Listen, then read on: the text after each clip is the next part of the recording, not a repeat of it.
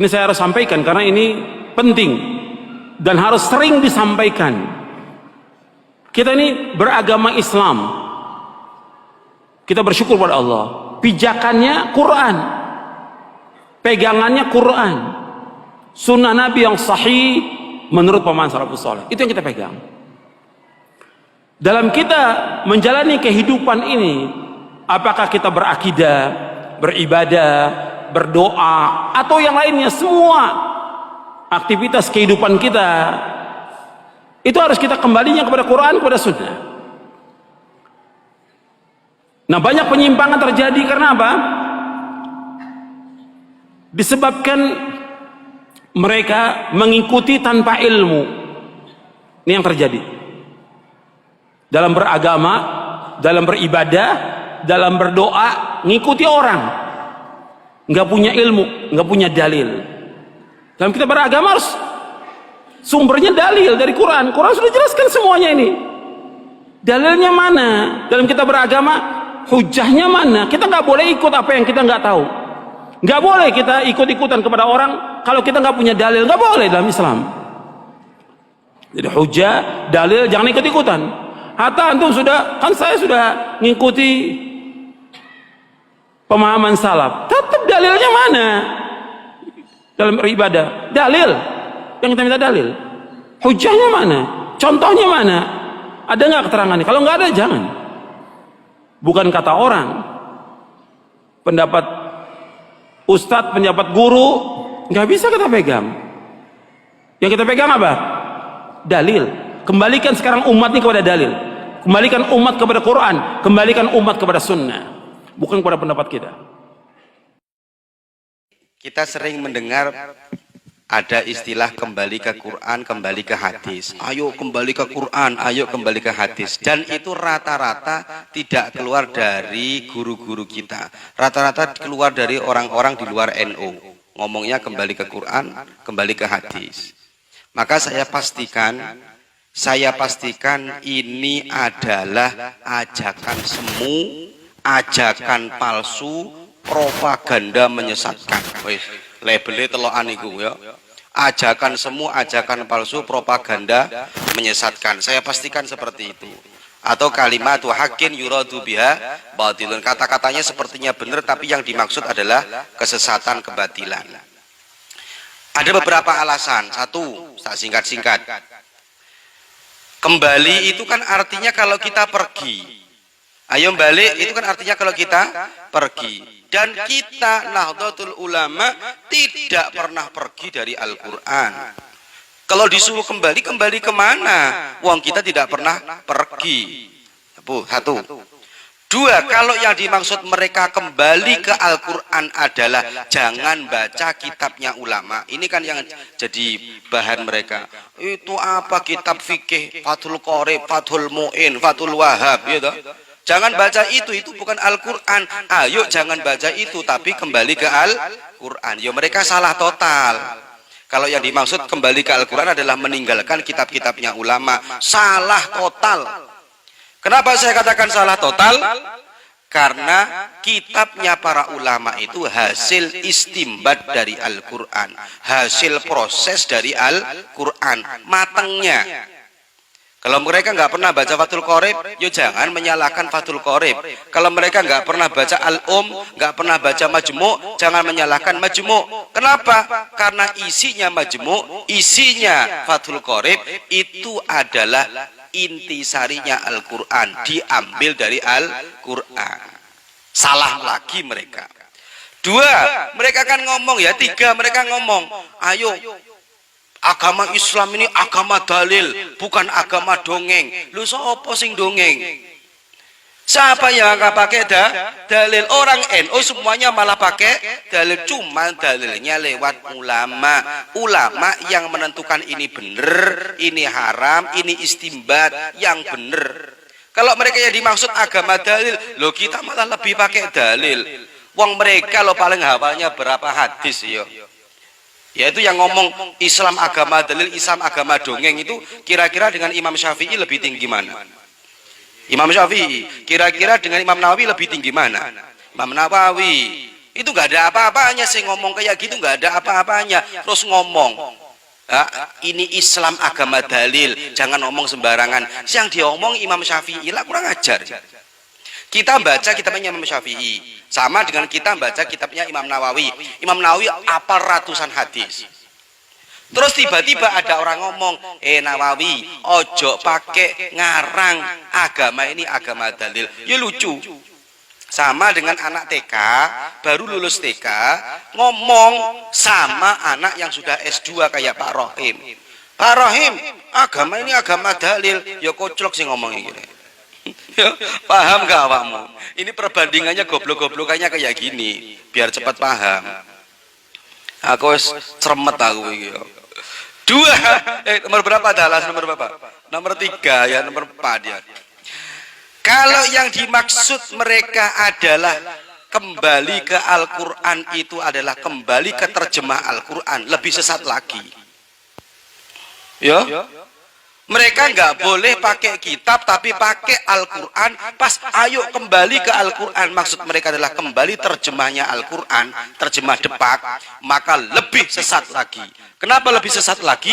Karena kita diajak untuk menjadi mujtahid yang pada saat kondisi kita tidak mampu. Disuruh istimbat langsung ke Al-Quran. Padahal syaratnya orang istimbat langsung ke Al-Quran harus alim bahasa Arab, harus pinter nahwu sorob, balaghah ma'ani, ya, tafsirnya bagaimana, nasih mansuhnya bagaimana, asbabul wurud, asbabun nuzulnya bagaimana. Ini ngerusak. Kenapa saya katakan ngerusak? Ya iya, wong kita disuruh menjadi mujtahid yang belum pada waktunya. Dan dia yang ngomong juga belum waktunya jadi mujtahid. Kok malah dia ngomong, ayo lihat Al-Quran. Loh, ikilah yang tambah ngerusak. Tambah nemen ngerusaknya. Akan menjadikan man fassarul Quran bi ra'yihi falyatabawwa maq'adahu minan nar. Barang siapa menafsiri Al-Quran dengan otaknya sendiri, dengan pemikirannya sendiri, maka tempat yang baik baginya adalah neraka. Ini propaganda itu ngajak masuk neraka, ngono lho maksudku iki. Goblok-goblokane ngono lah ya. Apa bahasa kasarnya kayak gitu. Propaganda itu ngajak kita masuk neraka. Kenapa? Karena menuntut kita untuk menjadi mujtahid padahal kita belum mampu jadi mujtahid. Jangankan kita, mereka yang ngomong juga belum mampu jadi mujtahid. Maka akan kena ayatnya Kanjeng Nabi, man fasrul Quran bi ra'yihi falyatabawwa maq'adahu minan nar. Dan lagi nanti akan salbut, akan rancau. Kenapa saya katakan rancau? Karena kalau orang berpikir dengan otaknya sendiri tanpa metodenya ulama, kan mereka kan kembali ke Quran, maksudnya pakai terjemah nih. Pakai, ayo ini Qurannya ini. Loh, kan pemikirannya dia kan akhirnya. Iya kan? Kalau kita ikut Imam Syafi'i, baca kitabnya Imam Syafi'i, otomatis kita mengkiblat pemikirannya Imam Syafi'i yang jelas-jelas keilmuannya mapan. Maka akan terjadi penyesatan kepada sesama orang Islam karena cara berpikirnya tentu tidak sama dalam menafsiri Al-Quran. Sehingga contoh yang paling mudah, surat Az-Zumar ayat 3. Ayat yang ditujukan untuk orang kafir, akhirnya dia katakan untuk orang Islam. Contoh itu loh, mana'buduhum illa liyuqarribuna zulfa. Saya tidak menyembahnya kecuali hanya untuk mendekatkan saja kepada Allah. Itu ayat untuk orang kafir, kemudian dibuat dalili orang Islam yang tawasul. Ya rusak sudah mereka kan. Akhirnya kan menyesatkan, mengkafirkan. Dari sini, dari propaganda kembali ke Quran, kembali ke hadis, yang mereka katakan ini adalah agama dalil, sehingga dia berani menyesatkan orang. Lah ini akhirnya imbasnya. Ayat yang mestinya untuk orang kafir diarahkan untuk orang Islam. Tawasul apa haram? Haram. Apa? Bahkan kafir. Pakai ayat, mana butuhum illa liyuqarribuna zulfa. Ayat ini diturunkan asbabun nuzulnya, asbabul wurudnya untuk orang, asbabun nuzulnya ya, untuk orang kafir, tapi didalili, dibuat dalil untuk orang Islam yang tawasul. Rusak semuanya. Wis, cara berpikirnya rusak, ajakannya palsu, propaganda menyesatkan, ajakan semu, ngajak masuk neraka. Ayo, wis. Makanya kalau ada orang kayak ngomong kayak gitu, dari kiai-kiai kita nggak pernah kok ngomong kayak gitu ya. Saya nggak pernah dengar dari kiai saya Lirboyo ngomong, ayo kembali ke Quran, nggak ada. Saya nggak pernah dengar dari kiai-kiai kita Genggong, Sidokiri, ya, terus Suniyah, mana lagi, mana saja sudah, Sarang, nggak pernah. Nurul Jadid nggak pernah ngajak kembali ke Quran. Mereka yang baru tahu tentang Quran aja sih ngomong kayak gitu. Rusak ini semua sudah. Paham ya? Ini minimal lah beberapa ini menjadikan kita padam, jelas bahwa ajakan mereka itu ajakan semua. Masalah pertama, masuk ke bab ikhtilafnya. Saya langsung cepat. 1. Bapak Ibu sekalian, pernah dengar ungkapan ini? Saya ingin memahami dari Al-Quran dan Sunnah. Saya ingin mengambil langsung dari Quran dan Sunnah. Baik, yang paling unik adalah kalimat begini. Jangan mengambil dari madhab, tapi ambil dari Quran dan Sunnah. Jika madhab itu bertentangan dengan Quran dan Sunnah, ambil Quran dan Sunnah. Baik, kalimat ini bagus, cuman sayang. Ya, pemahamannya agak kurang dalam. Agak kurang dalam. Saya emang gak mau ikut madhab, saya pengen ikut Quran Sunnah aja. Pernah dengar kalimat itu? Baik, saya tidak ingin ikut madhab, saya ingin ikut Quran Sunnah saja. Pertanyaan saya, apa Anda bisa langsung memahami si Quran dan Sunnah itu? Ketika Anda ingin memahaminya, pasti Anda akan melewati jalur di antara 4 yang ini. Lihat rumusan tadi. Apa yang disampaikan Nabi ke sahabat, ke tabi'in, ke semua, dihimpun di sini. Ya, jadi kalau Anda ingin mendapatkan referensi ke sini, Anda nggak akan bisa langsung kecuali lewat sini. Ayo, saya mau tanya Anda. Ketika Anda ingin mengambil sunnah, apakah pernah Anda berjumpa dengan Nabi? Saya pengen langsung dari sunnah saja. Kapan Anda berjumpa Nabi? Mimpi aja belum tentu ketemu Nabi. Ya, ada kok dari Al-Bukhari. Al-Bukhari saja jalurnya lewat sini. Al-Bukhari itu mazhabnya Syafi'i. Syafi'i belajar beliau. Jadi mengambil referensi dari sini. Bahkan beberapa hadisnya diambil dari Al-Muwatta'nya Imam Malik. Imam Malik menulis kitab Al-Muwatta', kitab hadis pertama. Isinya 100.000 hadis. Dari 1.000 riwayat. Konon dituliskan sebanyak 40 tahun. 40 tahun dituliskan. Disampaikan Al-Muwatta', kitab pendahuluan. Hadis-hadisnya dikumpulkan. Al-Bukhari pun mengambil sebagian dari sini. Jadi Imam Al-Bukhari saja mengambil riwayat dari sini. An-Nasai juga sama. Asy-Syafi'i, At-Tirmidzi mengambil dari Asy-Syafi'i. Rata-rata semuanya hampir mengambil dari sini.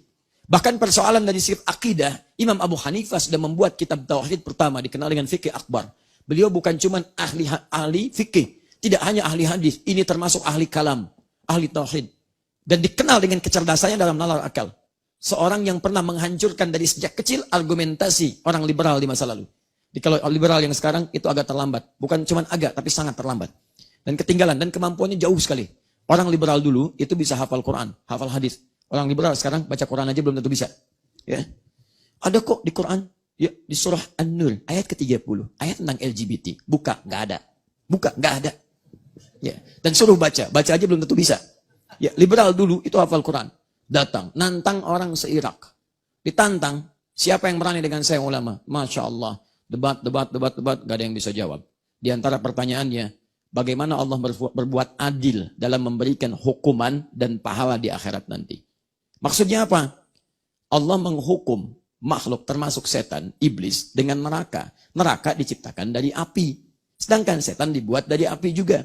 Setan iblis dari jin. Quran surah 18 ayat 50. Ya wa idh qulna lil malaikati isjudu li adama fasajadu illa iblis kana minal jin. Jin diciptakan juga dari api. Quran surah 15 ayat ke-27. Wal janna khalaqnahu min qablu min naris samum. Di mana letak keadilan Allah? Lihat, jin diciptakan, setan iblis dari api. Disiksanya pakai api lagi, ya nggak ada rasanya. Coba lihat, dari api, setan dicipta dari api, dikembalikan ke api, disiksa pakai api, ya itu memang modal dia. Ya, di mana letak keadilan Allah? Susah orang jawab. Abu Hanifah senyum aja. Masya Allah. Coba sini, saya beritahu. Begitu datang, pak, ditampar. Kenapa pukul saya? Saya kan minta jawaban, bukan minta pukulan. Sakit. Tunjukkan sakitnya di mana. Di sini. Di pipi. Iya, terbuat dari apa? Kulit. Tangan saya dari apa? Kulit. Kulit dengan kulit bisa sakit. Tangan saya dari kulit, pipi Anda dari kulit. Dan tidak menghilangkan rasa sakit itu. Jangan sampai Anda pahami setiap dengan jenis yang sama bisa terasa sakit. Setan dikembalikan kemana? Ke api dengan api yang berbeda dengan sifat penciptaannya. Maka kalau Anda ingin coba silahkan saja katanya. Ya. Abu Hanifah. Dan ini Bu, Saya syaratkan kepada ibu dan ayah teman-teman sekalian, cobalah bersikap seperti orang tua Abu Hanifah.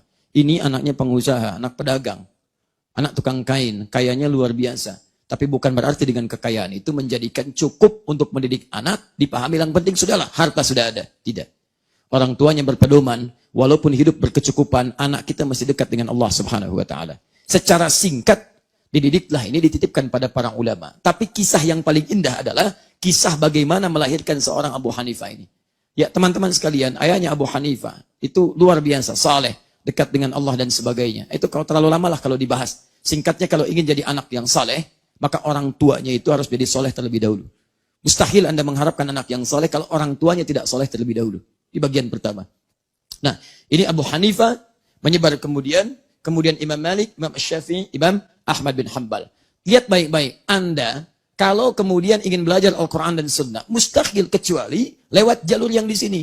Bagaimana hadis bisa datang? Dari Imam Al-Bukhari. Al-Bukhari lewat mana? Dari Imam Malik, lihat sebagiannya. Dari ahli hadis yang lainnya. Urutkan, kembali sampai sini. Di mazhab itu satu, jangan dipahami sebagai kelompok. Maksudnya kalau saya ikut kelompok Abu Hanifah, saya termasuk kelompoknya Hanafi. Kelompok. Sehingga ketika dipahami kelompok, munculnya fanatis. Fanatisme itu yang dilarang. Fanatisme kalau dipertahankan, itu yang salah. Bahkan imamnya sendiri mengatakan, semua ini kompak. Abu Hanifah, Imam Malik, Asy-Syafi'i, Imam Ahmad. Mereka mengatakan, kalau dari pendapat saya, bertentangan isinya, atau lemah dibanding Al-Quran dan Sunnah, maka tinggalkan pendapat saya, ambil pendapat yang sesuai dengan Al-Quran dan Sunnah. Masing-masing saling memuji. Masing-masing saling mengangkat. Tidak ada yang menjatuhkan satu dengan yang lainnya. Anda pernah dengar enggak Imam Abu Hanifah ditahdir oleh Imam Malik? Imam Asy-Syafi'i nahdir Imam Ahmad. Pernah dengar? Enggak ada. Yang lain selalu mengakui, saya mungkin ada kekurangan. Yang lain ada kelebihan. Ambil pendapat orang lain sepanjang lebih. Tinggalkan pendapat saya kalau kurang, tidak sesuai. Dan seterusnya. Jadi teman-teman sekalian, ketika Anda ingin kembali ke sini, maka Anda akan melewati fase ini. Tapi ingat, yang dilarang adalah fanatis yang berlebihan. Jadi kalau pendapat gak sesuai dengan Imam Syafi'i, saya nggak mau ambil. Kalau nggak sesuai dengan Imam Ahmad, saya nggak mau ambil. Padahal nanti dalam fikih ada yang disebut muqaranah. Perbandingan mana yang paling sesuai diterapkan di tempat yang maslahatnya sama. Mungkin satu tempat yang paling maslahat, pendapat Imam Abu Hanifah. Karena itu di Pakistan, di India, sebagian di Cina yang diterapkan yang ini. Karena sesuai dengan konteks kehidupan mereka. Itu yang diambil. Sebagian ada yang dengan menggunakan Syafi'i. Dulu, nah ini masalah kedua. Anda pernah mendengar kalimat ini? Kalau bukan dari Madinah, jangan diambil. Ustaznya dari mana? Libya. Nggak sunnah. Yang sunnah itu dari Madinah. Nggak sunnah. Sunnah itu dari Mekah. Nggak sunnah. Sunnah itu dari Mesir. Dari macam-macam. Lihat teman-teman sekalian, Anda terjebak di situ. Ya, saya tidak mengecilkan yang lainnya. Semua orang baik. Lihat baik-baik. Masih ingat tadi kata saya? Perhatikan baik-baik. Mazhab apa yang pertama kali ada di Madinah? Maliki. Hidup di Madinah, tumbuh di Madinah, berkembang di Madinah, mengajar di Madinah, sampai wafat di Madinah. Sampai Harun ar-Rasyid, ya rahimahullah, pernah meminta mazhab ini dipraktekkan di dunia. Ayo, jadi pedoman seumat seluruhnya. Ketika beliau jadi khalifah, kata Imam Malik, jangan, karena setiap tempat punya kekhasan yang berbeda. Dipraktekkan di Madinah, semua itu pakai pendapat Imam Malik saat di Madinah. Dalam kekhalifahan Harun ar-Rasyid, dipraktekkan mazhabnya Imam Malik. Jadi Madinah dulu itu pakai pendapatnya Imam Malik. Di antaranya apa ciri khasnya? Misal, kalau salat dia tidak menggunakan basmalah, langsung alhamdulillahirabbil-alamin, enggak sir lagi. Tarawihnya bukan 11, bukan 23 lagi, sampai 36, sampai 39 dengan witirnya. Coba lihat, ya yang paling indah misalnya, yang kunut, ada kunut, Imam Malik kunut. Malik kunut, cuman kunutnya sebelum ruku, bukan setelah ruku. Dia mengambil hadis yang lain, sebelum ruku, di rakaat yang kedua, kunutnya sir. Di ahli Madinah praktekkan itu. Dan banyak sekali pendapat-pendapat Maliki dipraktekkan. Cuman ketika penguasa berganti, yang pegang kepemimpinan berganti, dengan kebijakan yang ada, kemudian mereka terapkan mazhab-mazhab sesuai dengan masanya. Misal sekarang, pendapat Imam Malik, mazhab Imam Malik tidak diterapkan di Madinah. Generasi King Saud sekarang menerapkan sesuai dengan maslahat yang mereka pandang, gunakan mazhab Imam Ahmad. Maka jadilah Hambali sekarang. Dulu yang kunut saat subuh, kunutnya sir, sekarang enggak kunut lagi. Ya, menggunakan kunut nazilah, karena menggunakan mazhab Ahmad bin Hanbal. Kemudian misalnya, mohon maaf, dalam persoalan bismillah menggunakan sir. Imam Malik tidak membacanya, Imam Ahmad disirkan, mengambil bagian pertengahannya. Ketika kemudian yang memimpin bagian menerapkan mazhab sesuai dengan maslahat di zamannya, maka itulah yang diberlakukan di masyarakatnya. Jadi jangan Anda simpulkan sekarang, lihat baik-baik. Mazhab Imam Malik tersebarnya Afrika Utara, Libya, Tunisia, Maroko. Mereka mempraktikkan mazhab Imam Malik. Mereka mempraktikkan kebiasaan orang Madinah masa lalu. Karena Imam Malik asalnya dari Madinah. Artinya kalau ada yang lulus dari Libya, lulus dari Maroko, lulus dari Tunis, ngambil ilmu di Aljazair, itulah mazhabnya sebagian dari Imam Malik yang pernah dipraktikkan di Madinah. Sama-sama saja.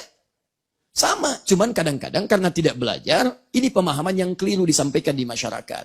Adalah kemudian orang tidak tahu. Dia tidak tahu bahwa dirinya tidak tahu. Orang bodoh, tidak tahu dirinya bodoh, ngajak orang lain bodoh. Ini jadi masalah. Paham ya?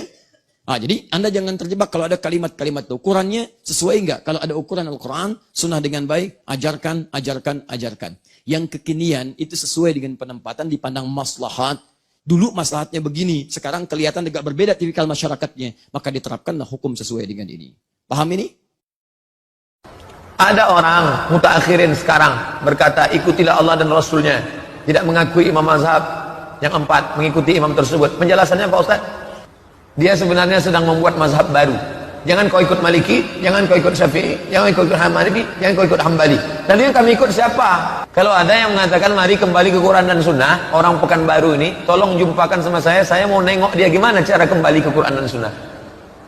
Ternyata setelah dia ngomong, mari kembali ke Quran dan Sunnah, mari kembali ke Quran dan Sunnah, mari kembali ke Quran dan Sunnah, ujung-ujungnya kembali ke Quran dan Sunnah melalui kitab Syekh Abdul Aziz bin Baz, Syekh Ibnu Utsaimin, Syekh Al-Albani, tetap juga bermazhab dengan guru-gurunya. Yang nggak sanggup kembali ke Quran, langsung megang Quran.